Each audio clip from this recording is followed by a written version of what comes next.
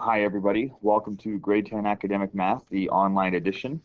I'm going to try and get the in-class feel as much as I can. I realize right now, starting with videos, that's not quite right, but you'll find that it's a little bit faster and probably nicer for the auditory as I get a little bit more. If this works for everybody, then we'll continue and try to make it a little bit more complicated. But right now, I just want to keep things simple and make sure that it's actually going to work the way we've got it so far before I try to make it more difficult.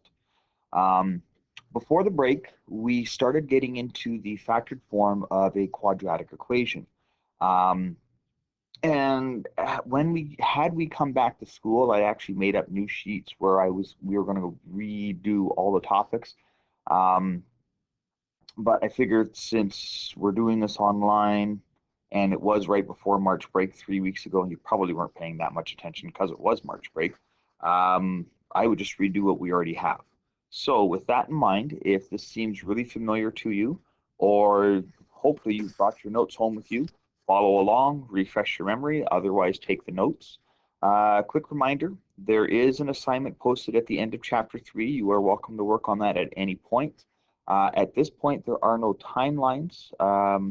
The expectation is that anything that is for marks is done before we return to class or before the semester is over, whichever comes first. Right now, we're kind of dealing with this as we go. We know we're out till May 4th. We don't know what's going to happen beyond that. Chances are this is what the rest of your school year is going to look like. All right. Oh, when you hand things in, they will be handed in through D2L, at least until I find something better. So what we found, um, okay, we didn't really find anything. We did some explorations. We found that there are different ways, just like there are different ways to recognize what a linear equation is or when we're working with a linear equation, there are different ways to tell when we're working with a quadratic. So the first and most important one, because we're going to deal with formulas an awful lot, is that the largest exponent is squared. All right, going back to grade 10, the terminology we used is that it was a degree 2 equation, which is a fancy way of saying the biggest exponent is 2. It doesn't matter that there's a second exponent over here, right, x to the power of 1. The biggest one wins. We can also look at a table of values. Now, on the practice sheet that you were working on, they had you do first differences and then second differences as well. And it turned out that second differences were equal. Now, it also turns out that positive second differences, positive,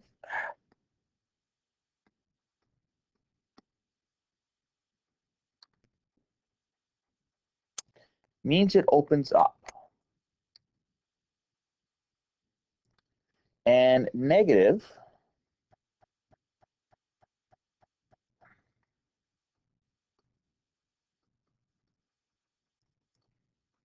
means it opens down.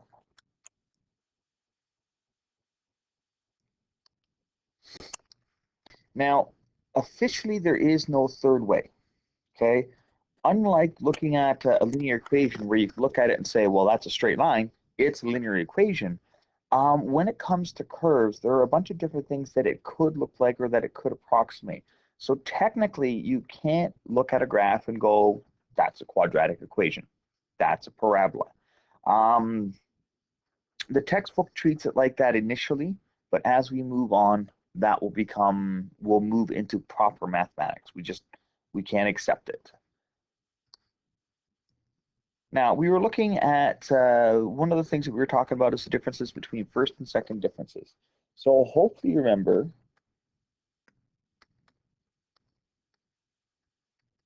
when we're looking at first differences, we always take the second value and minus the first value.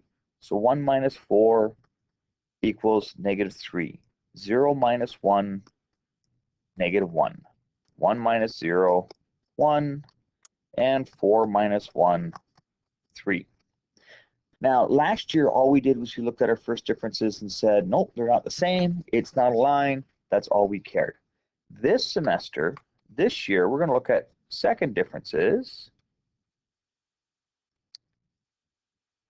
And the method is the same as first differences. So -1 minus -3 plus, so that's a 2. And remember, those signs are important, okay? Because if you don't get the signs right, you're going to mess up what these values are. Oops.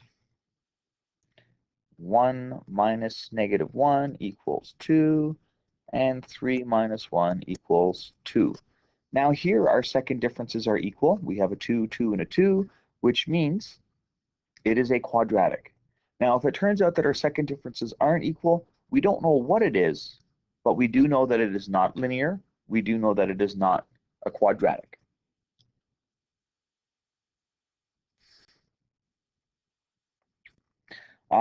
Quick review, first degree, second degree, neither. This is a fancy way of looking at what exponents are.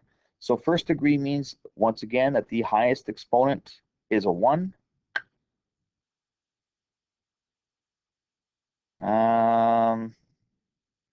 Second degree means the highest exponent on the x is a 2, and neither means there's something goofy going on.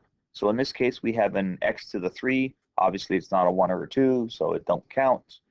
Yeah. Now, this one's a little sneaky. It's not too far off circles that we looked off in chapter 2. Because there is a x squared and a y squared, it is still degree 2, but when we make the y just so it's got one exponent, it means we actually end up doing something different. We're going to end up square rooting to make that happen, which kind of changes how the exponents work. And likewise, when we divide by x, yeah, it's still got the power of 1, because there's only 1, but we'll learn at the end of this section that whenever you're dividing, it actually gives it a negative exponent. Don't worry about it for now. Just know that if it's not all in one line with the biggest exponents as an x or a 1, got to be multiplication, got to be addition, subtraction. Not going to work otherwise.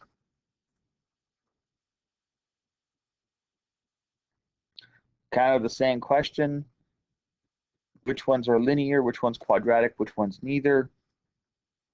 Now, because this is a video, if you want to work through this and see if you can figure it out ahead of time, just hit the pause button. I'm not going to pause in the middle of the lesson because it's going to make the video longer and the amount of data that you have to use to download it that much more.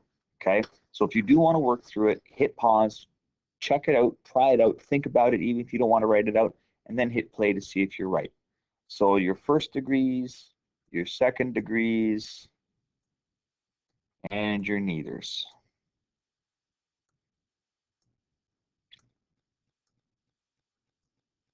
Again, there's no exponent there, which means it's 1 where it's a line. Biggest exponent is a 2, biggest exponent is a 2, and then these ones are our wackadoodle cases. Now, the most basic parabola is going to be y equals x squared. You're going to hear me refer to it as the king parabola from time to time. But the simplest modification is that we're going to have some number in front of it, and we're going to multiply it by the x squared. Now, there's a lot more to it, but for now, all I want you to know is that if a is a positive value, the graph is going to open up. And open up means, come on, there we go. It's going to look like a U. U is for up. And if a is negative, it's going to open down. All I need you to know right now. Just like every equation ever, in order to find the y-intercept, you sub x equals 0 into the equation and then solve for y. Okay? Worked for linear equations, will work for every equation ever that you're ever going to learn. Now, there are shortcuts that you will learn or figure out along the way, but this strategy will work everywhere, and it's really not a hard strategy to put in place. And then, of course, your homework. In this case, it's a handout, so you can find it on the OneNote.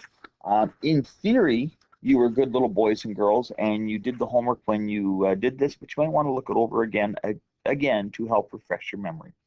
I hope that works for everybody. I'm going to listen to this and make sure the sound is good, but this is more or less what we're going to be doing, at least for this chapter.